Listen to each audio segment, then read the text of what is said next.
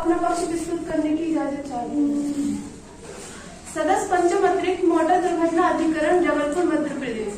श्रीमती पुष्पलता शर्मा पति श्री श्यामलाल शर्मा पेशा कुछ नहीं, निवासी मकान number 1369 university road PWD office division number 1 civil line जिला छतरपुर मध्य प्रदेश।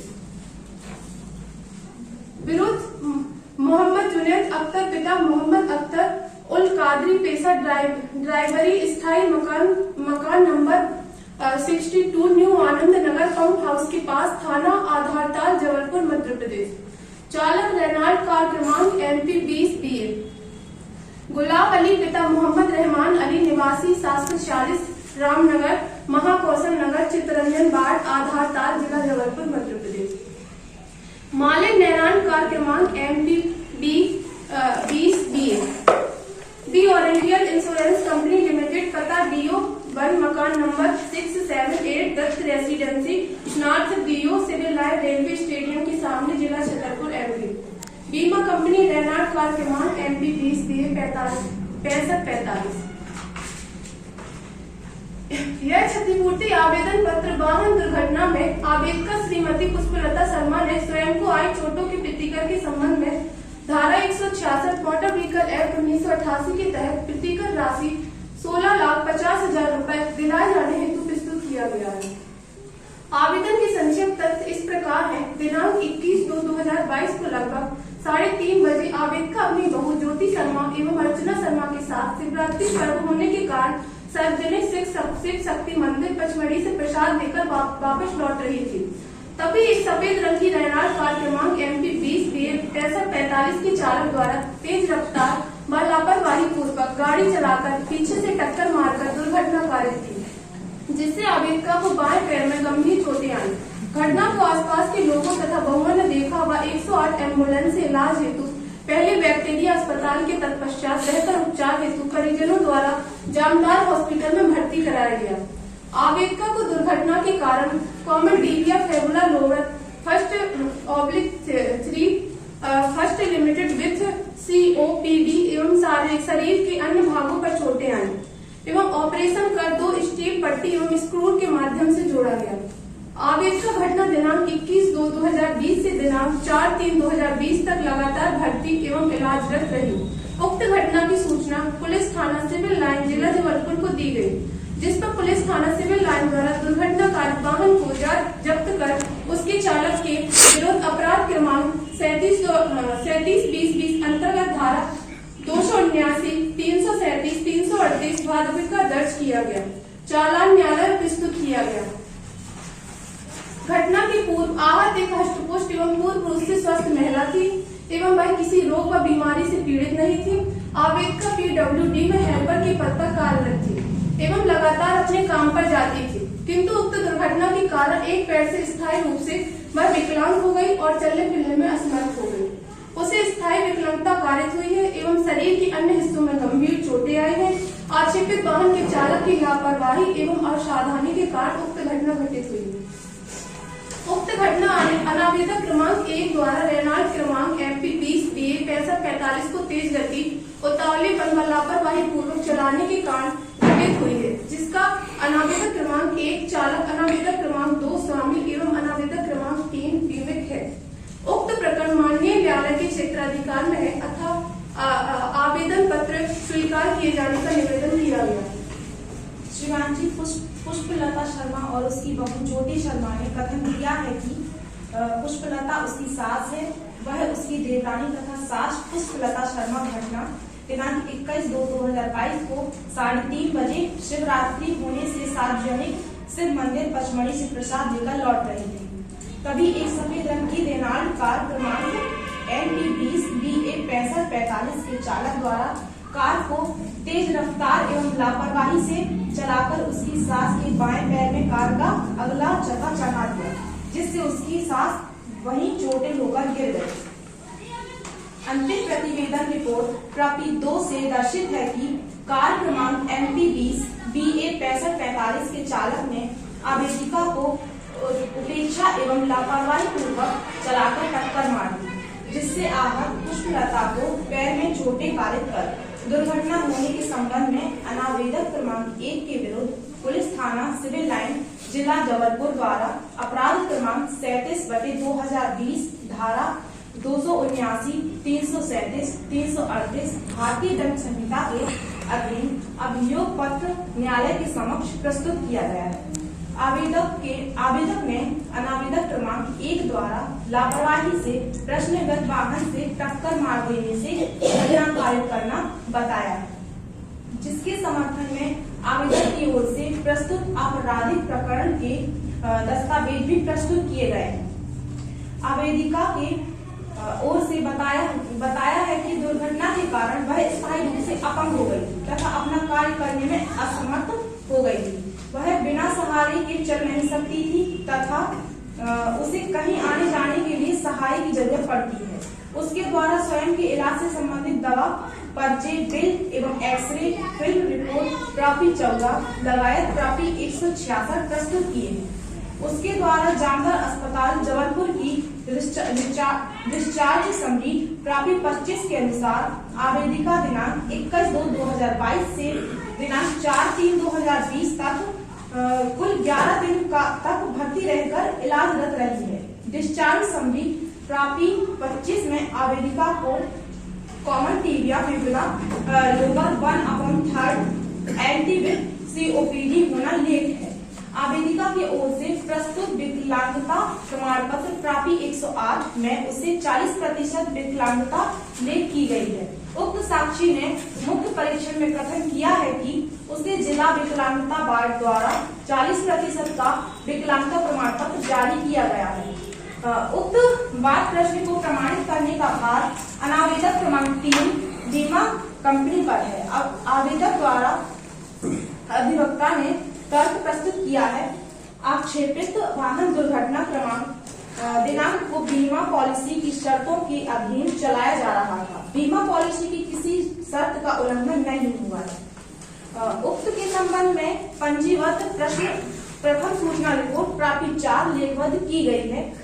संपत्ति जब्ती पत्रक प्राप्ति 11 के अनुसार प्रकरण में संलग्न दस्तावेज वाहन का बीमा दिनांक 4/10/2019 से दिनांक 3/10/2022 तक प्रभावी होना दर्शित होता है।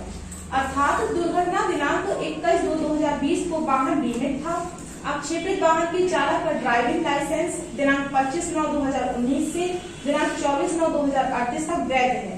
उक्त के खंडन में अनावेदक क्रमांक 3 बीमा कंपनी के विद्वान अधिवक्ता के द्वारा कोई साक्ष्य नहीं कराई गई। स्पष्ट है कि दुर्घटना दिनांक को वाहन आवेदक क्रमांक 3 बीमा कंपनी के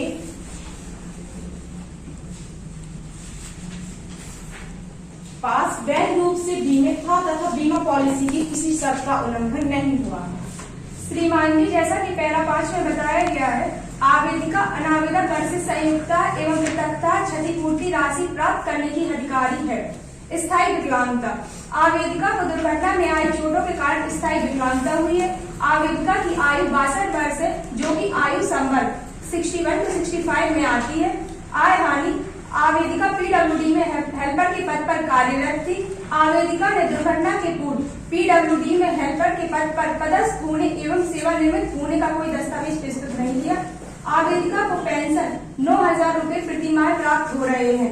चिकित्सा व्यय, आवेदिका ने आक्षेपित वाहन दुर्घटना में स्वयं को कारित उपपत्तियों के उपचार के संबंध में मेडिकल बिल, अस्पताल जांच के बिल, उपचार प्रपत्र प्रस्तुत किए गए हैं। आवेदिका द्वारा प्रस्तुत इलाज से संबंधित मेडिकल बिल की कुल राशि 1,37,405 रुपए है। भविष्य के लिए उपचार, श्रीमान जी, आवेदिका ने दावा किया है कि दुर्घटना के परिणाम स्वरूप उसे भविष्य में इलाज में 2 लाख रुपए व्यय होंगे। अटेंडर और पौष्टिक आहार, आवेदिका को दुर्घटना के बाद अस्पताल में भर्ती रहना पड़ा। आवेदिका को अटेंडर की आवश्यकता थी और उसके परिवारजन ने उसके लिए अटेंडर भी रखा था। आवेदिका को पौष्टिक आहार लेने की भी आवश्यकता थी। श्रीमान जी, इसका इस प्रकार से निकलता है कि आवेदिका को स्थायी विकलांगता हुई है और उससे चिकित्सा व्यय के लिए क्षतिपूर्ति राशि प्राप्त करने का अधिकार है। श्रीमान जी, आवेदिका को अटेंडर और पौष्टिक आहार के लिए भी क्षतिपूर्ति राशि प्राप्त करने का अधिकार है।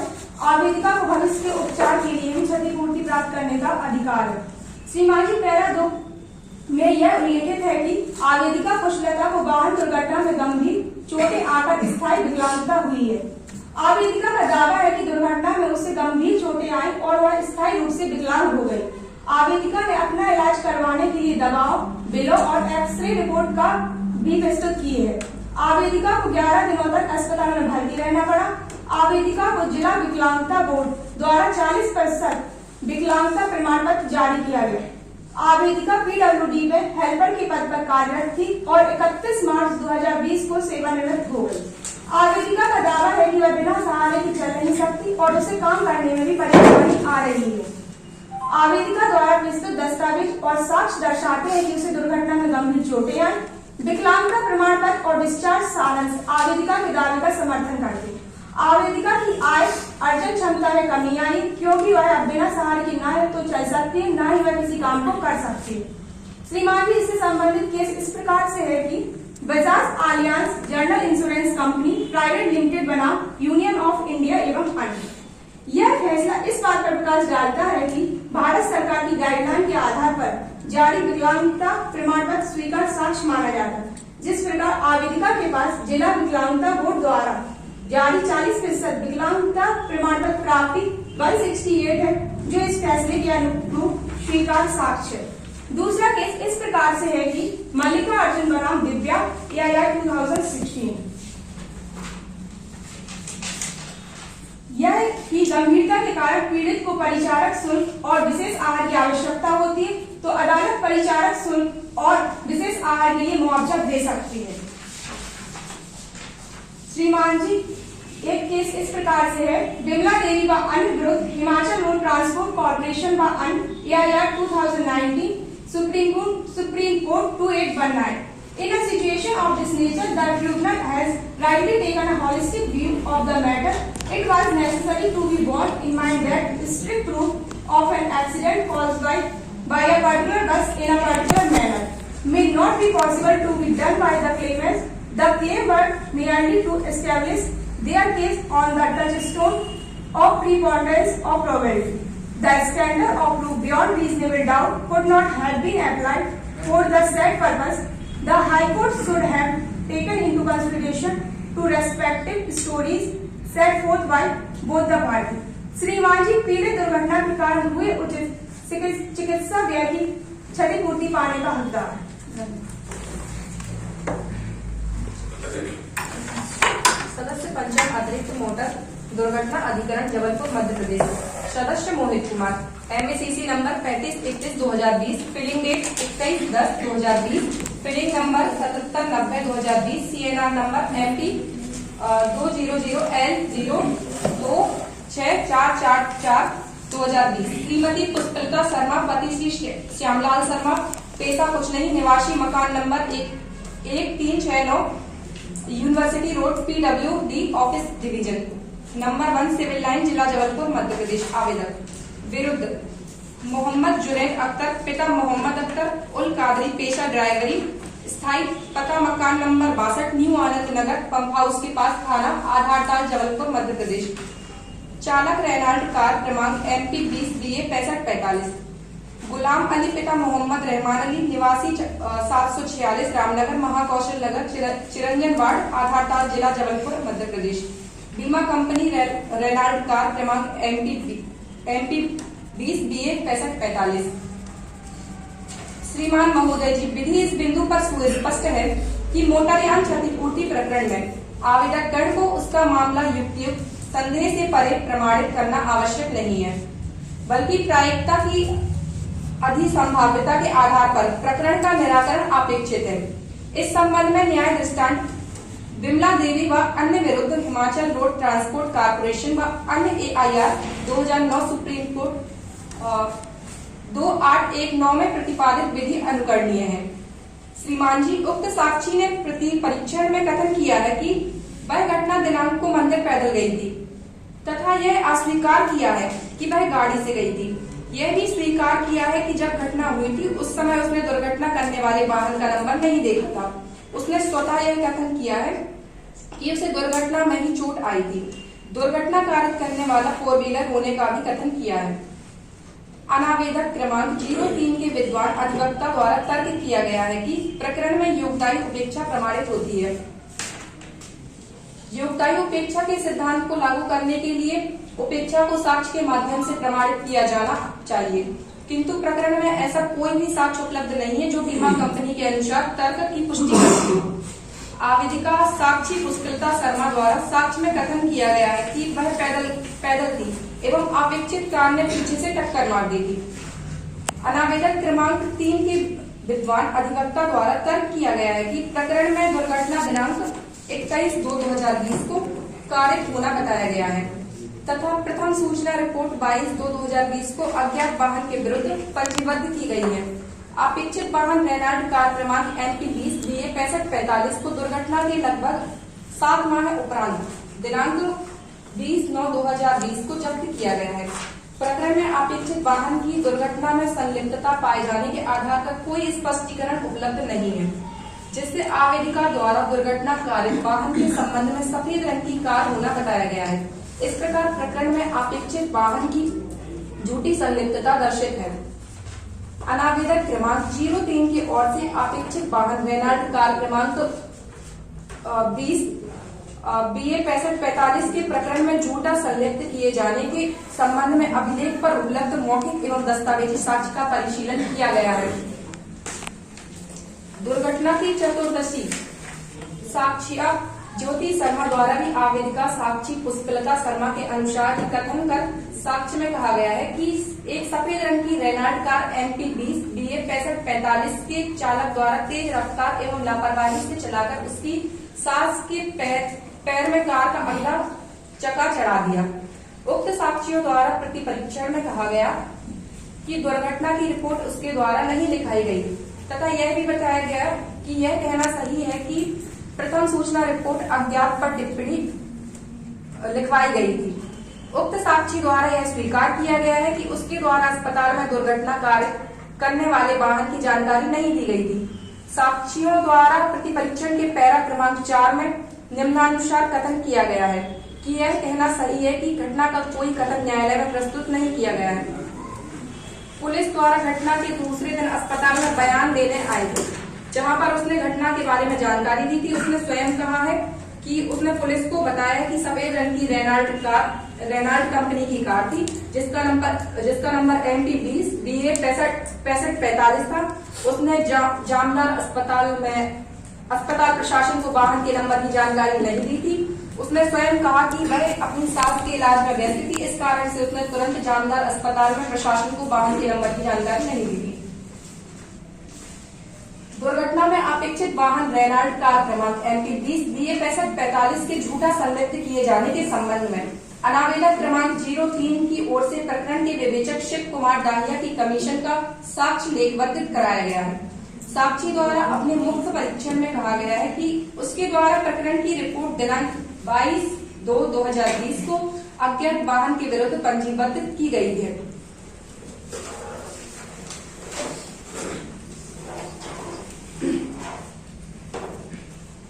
श्रीमान जी, उम्मत पक्ष की ओर से उक्त अनुसार साक्ष्य के दृष्टिगत अभिलेख पर उपलब्ध अन्य दस्तावेजी साक्ष्य का विश्लेषण किया जाना अपेक्षित है। अनावेदक साक्षी ज्योति शर्मा द्वारा एक और तो अज्ञात वाहन द्वारा तथा वही दूसरी ओर दुर्घटना कारित वाहन का नंबर अपने कथनों में विवेचन अधिकारी को बताया जाना व्यक्त किया जा रहा है।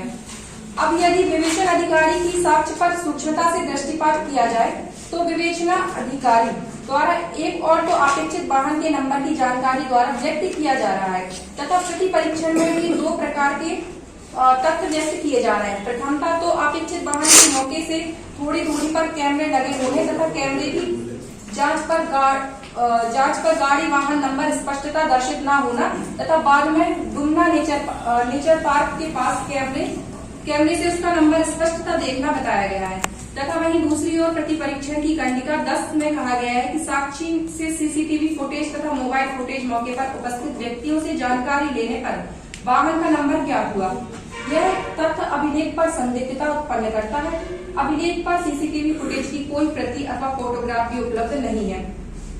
फलतः यह प्रमाणित नहीं पाया जाता है कि अनावेदक क्रमांक 01 में अनावेदक क्रमांक 2 के स्वामित्व की अपेक्षित वाहन रेनाल्ट कार क्रमांक NP20 BA 6545 को उपेक्षा एवं लापरवाही पूर्वक चलाकर आहत पुष्पलता शर्मा को टक्कर मारकर दुर्घटना कारित की गई। अतः उपरोक्त विश्लेषण से अपेक्षित वाहन रेनाल्ट कार क्रमांक NP20 BA 6545 के संबंध में प्रस्तुत आवेदिका की साक्ष्य विरोधाभासी होकर विश्वसनीय प्रतीत होती है।